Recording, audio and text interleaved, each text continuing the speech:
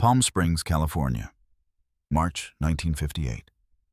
The Racquet Club was packed with 250 people. Hollywood royalty, directors, producers, stars who'd flown in from Los Angeles for the weekend. This wasn't a premiere, wasn't an awards show. This was a private charity event, intimate, off the record. The kind of place where powerful people let their guard down, where they said things they'd never say in public. And on this night, Kirk Douglas, fresh off the success of Paths of Glory, was about to say something that would haunt him for the rest of his life. He was going to mock Frank Sinatra's voice in front of 250 witnesses.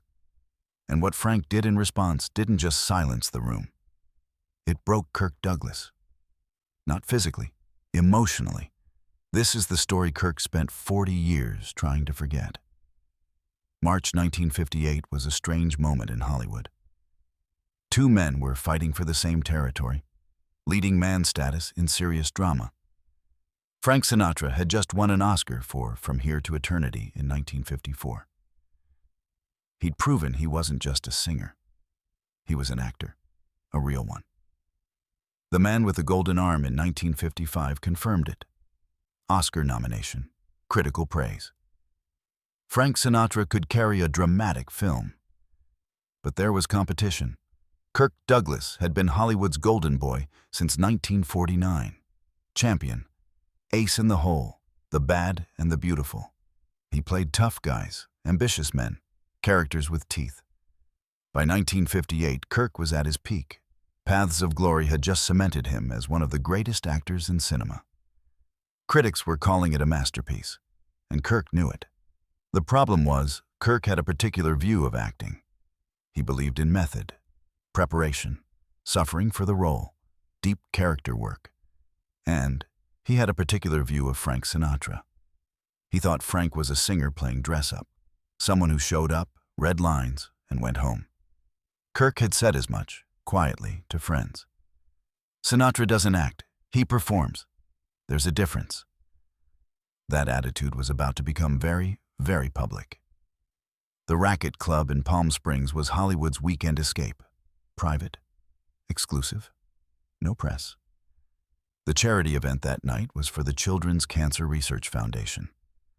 Black tie, $500 a plate, 250 people maximum. Frank Sinatra was the headliner. He was performing after dinner, 5 songs. Intimate, acoustic. Kirk Douglas was there as a guest. His wife Ann had been on the charity board.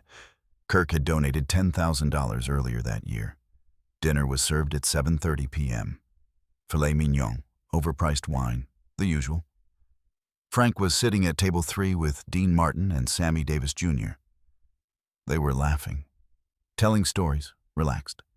Kirk was at table 8 with Ann, with Stanley Kramer, the director, with a few other producers and actors. At 8:45, the MC, a local radio host, took the stage. Ladies and gentlemen, we're so fortunate tonight to have Frank Sinatra performing for us. Frank's going to sing a few songs, and all proceeds go directly to the foundation. Polite applause. Frank stood, walked to the small stage. No band, just a piano player. He opened with In the Wee Small Hours of the Morning. His voice was perfect, smooth, controlled, effortless. The room was silent, listening. Frank finished the song. Light applause. He moved into I've Got You Under My Skin. Halfway through, something happened. Frank hit a high note, clean, beautiful. And from table 8, someone laughed. Loud enough to be heard. Frank paused, just for a second. Kept singing. Finished the song. More applause. Frank smiled at the audience. Thank you. I'm going to take a quick break. Be back in 5. He walked off stage. The room started chatting again, and at table 8, Kirk Douglas leaned back in his chair and said, loud enough for his table to hear, "Did you hear that note?" He almost didn't make it. Stanley Kramer looked uncomfortable. "Kirk, come on. I'm serious." His voice is shot. He's what, 42? That's old for a singer. The wear and tear catches up. Ann Douglas put her hand on Kirk's arm. Not here? Why not? It's true. Sinatra was great 10 years ago. But now, he's hanging on. You can hear the strain. Someone at the next table turned to look. Kirk didn't notice, or didn't care. He should stick to acting. Oh, wait. He can't really do that either. He just plays himself in every movie. Stanley Kramer stood up. Kirk, I'm going to the bar. You should probably come with me. Why? I'm just making conversation. You're making a mistake. Kirk laughed. Relax, Stanley. It's a private event. No press, just friends. But it wasn't just friends. At table 3, Dean Martin had heard every word, and he was walking toward table 8. Dean Martin arrived at Kirk's table. His voice was calm. Kirk, can I talk to you for a second? Kirk looked up. Dean, hey, great to see you. How have you been? Outside. Now. Kirk's smile faded. What's wrong? Outside. Ann Douglas spoke. Dean, is everything okay? No, ma'am, it's not. Kirk stood up. Fine, let's go. They walked out to the terrace. A few people followed, sensing drama. The terrace overlooked the desert. Palm trees, stars, cool night air. Dean turned to Kirk. You want to say that again? Say what? What you just said about Frank's voice. Kirk's face hardened. I said his voice is shot. And it is. That's not an insult. It's an observation. You said he almost didn't make the note. He did almost miss it. I have ears. And you said he should stick to acting. Oh, wait. He can't do that either. Kirk crossed his arms. Dean, I like Frank. But let's be honest. He's not a trained actor. He shows up. He reads lines. He's got charisma. But is he doing the work? No. Dean's voice stayed calm. The work? Yeah, the preparation, the character study, the suffering, real acting. Like you. Like anyone who takes it seriously. Dean smiled, but it wasn't friendly. Kirk, do me a favor. What? Go back inside. Apologize to Frank. Tell him you were drunk. Tell him you were joking. I don't care. Just apologize. I'm not apologizing for telling the truth. Then you're going to regret this. Kirk stepped closer. Is that a threat?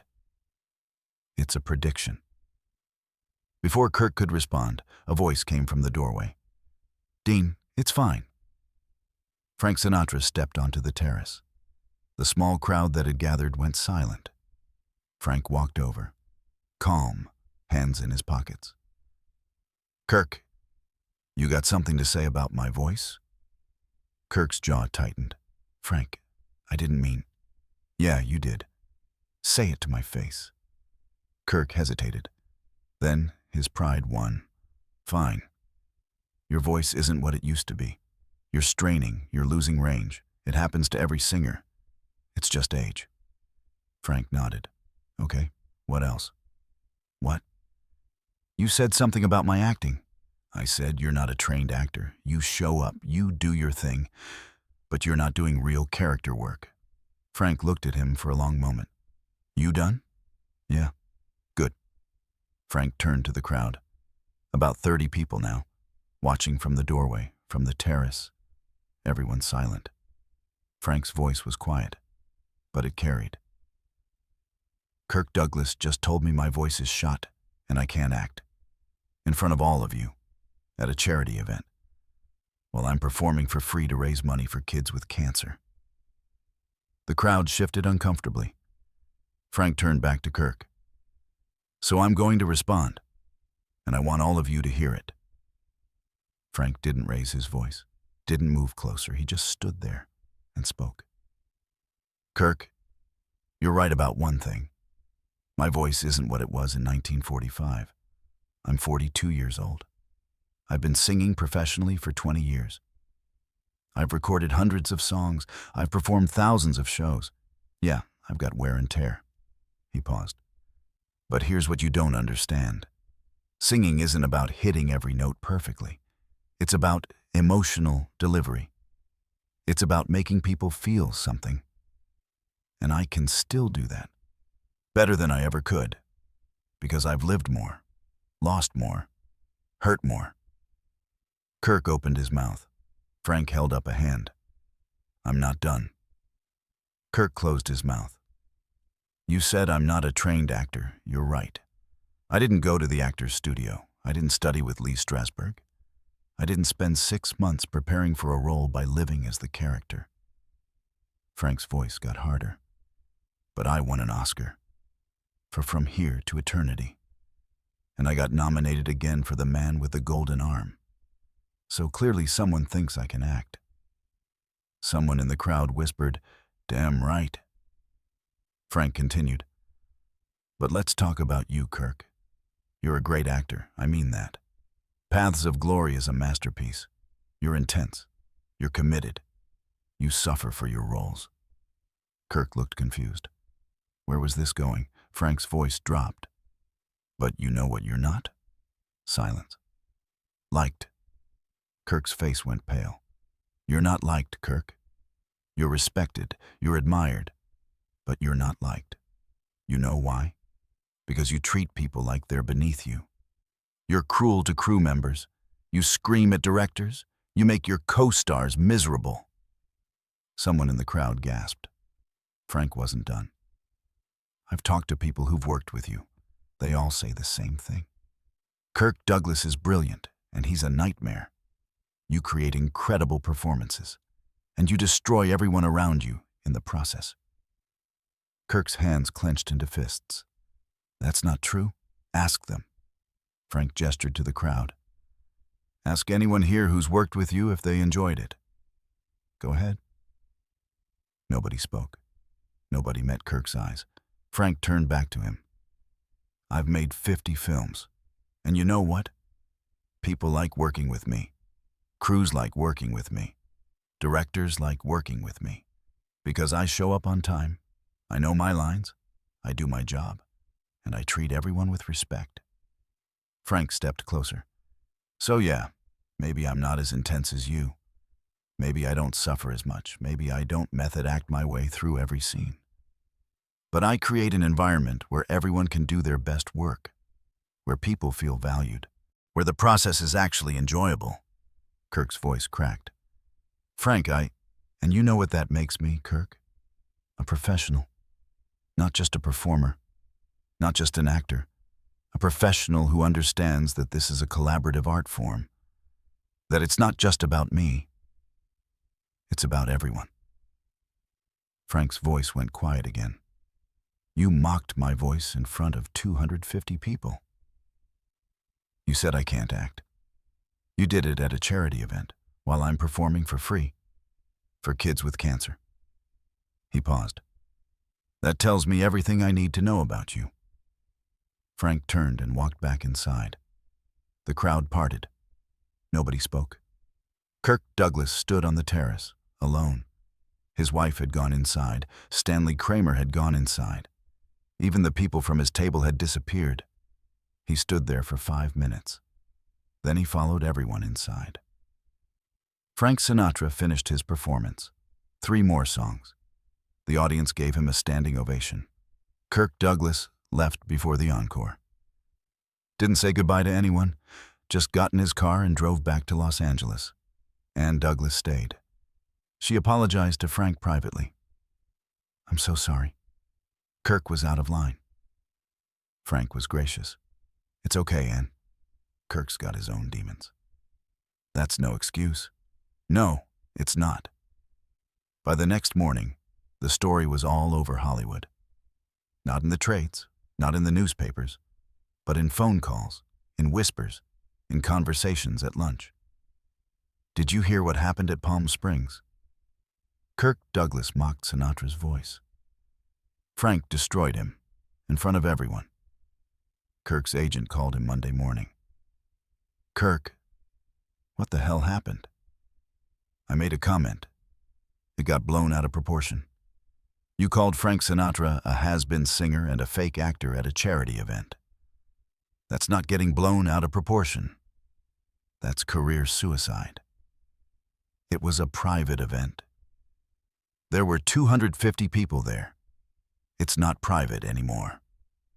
Within 2 weeks, Kirk Douglas started feeling the effects. He was supposed to guest on Dean Martin's TV show. The booking was canceled. Scheduling conflict, the producer said. But everyone knew. He was invited to a Rat Pack event in Vegas. Frank personally had him removed from the guest list. A director Kirk wanted to work with, Billy Wilder, suddenly wasn't returning calls. Kirk's agent finally told him the truth. You're being frozen out. By who? By everyone in Frank's orbit. And that's half of Hollywood. That's blacklisting. No. Blacklisting is political. This is personal. You insulted Frank Sinatra. You did it publicly. You did it cruelly. And now people are making a choice. They're choosing Frank. Kirk tried to fix it. He called Frank's house. Left messages. No response. He showed up at the Sands Hotel in Vegas. Asked to see Frank backstage. Security turned him away. He wrote a letter. Frank never replied. September 1958. Kirk Douglas was at Chasen's restaurant in Los Angeles. Private booth. Meeting with Stanley Kramer about a new film. Halfway through dinner, Frank Sinatra walked in. With Dean Martin, with Sammy Davis Jr. Kirk saw them. Frank saw Kirk. Frank walked to a different section of the restaurant. Kirk excused himself from the table, walked over to Frank's booth. Frank, can I talk to you? Frank didn't look up. I'm having dinner. Please. Just 5 minutes. Frank finally looked at him. You've got 2. Kirk sat down. Dean and Sammy watched. Kirk's voice was quiet. I was wrong. What I said in Palm Springs, how I said it. I was drunk. I was arrogant. I was cruel. And I'm sorry. Frank didn't respond. Kirk continued. You were right about everything. I do treat people badly. I do make sets miserable. I do think I'm better than everyone else. And it's cost me. Not just professionally. Personally. I've lost friendships. I've lost respect. I've lost a lot. Frank took a sip of his drink. And you're telling me this because you want me to forgive you. I'm telling you this because I need to say it, whether you forgive me or not. Frank looked at Dean. Dean shrugged. Frank turned back to Kirk. I accept your apology. Kirk exhaled. Thank you. But Kirk, we're not friends. We're not going to be friends. You crossed a line, and some lines don't get uncrossed. Kirk nodded. I understand. Good. Kirk stood up, started to walk away.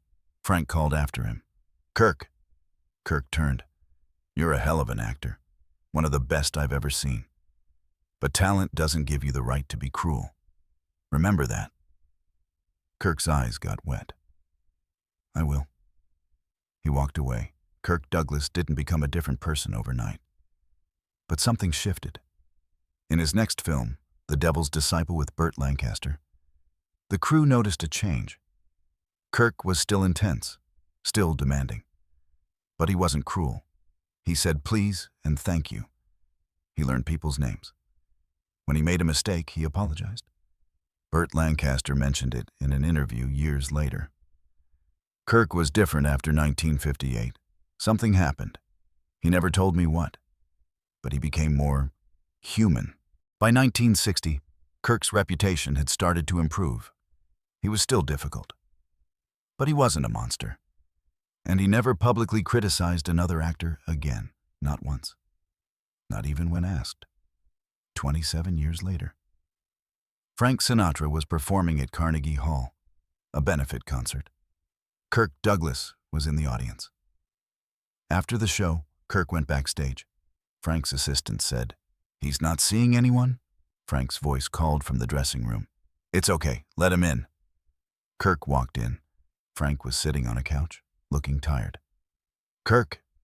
Frank, you sounded great tonight. Thanks. They sat in silence for a moment. Kirk spoke. I've spent 27 years thinking about what you said to me in Palm Springs. Yeah? You were right. About all of it. and I've tried to be better. I don't know if I've succeeded, but I've tried." Frank smiled. Small, but genuine. "I know you have. I've heard. You have? Hollywood's a small town, Kirk. People talk. They say you've changed, that you're still intense, but you're not cruel anymore." Kirk's voice cracked. "I destroyed a lot of relationships, including ours." Frank stood up, walked over to Kirk, extended his hand. "We're good." Kirk shook it. "Really? Really?" Kirk hugged him. Frank hugged back. When they pulled apart, Kirk was crying. "Thank you. Don't mention it. I mean it. You saved me that night. You didn't just humiliate me. You showed me who I'd become, and you gave me the chance to be better." Frank smiled. "That's what friends do." Kirk Douglas mocked Frank Sinatra's voice in front of 250 people. He thought he was stating facts, thought he was being honest, thought his talent gave him the right. He was wrong. Frank's response didn't just destroy Kirk in that moment. It rebuilt him. Not immediately, not easily, but over 27 years, Kirk Douglas became a different person. More humble, more kind, more aware of how his words affected others. And it started with one night in Palm Springs, when Frank Sinatra stood on a terrace and told the truth. Not to be cruel, to be honest.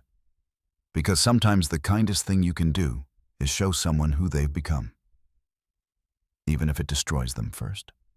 When Kirk Douglas died in 2020 at age 103, his son Michael Brown gave the eulogy. He talked about his father's career, his films, his legacy.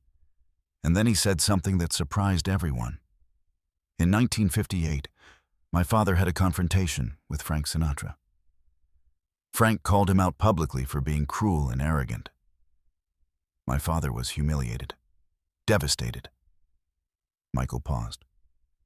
But that night changed him. Frank Sinatra didn't just destroy my father's ego. He gave him a mirror. And my father spent the next 60 years trying to be worthy of a second chance. Frank Sinatra died in 1998. My father flew to the funeral. He sat in the front row. And when he came home, he told me, "I lost a friend today. But more than that, I lost the man who made me better." That's not revenge. That's transformation. That's what happens when someone loves you enough to tell you the truth, even when it destroys you.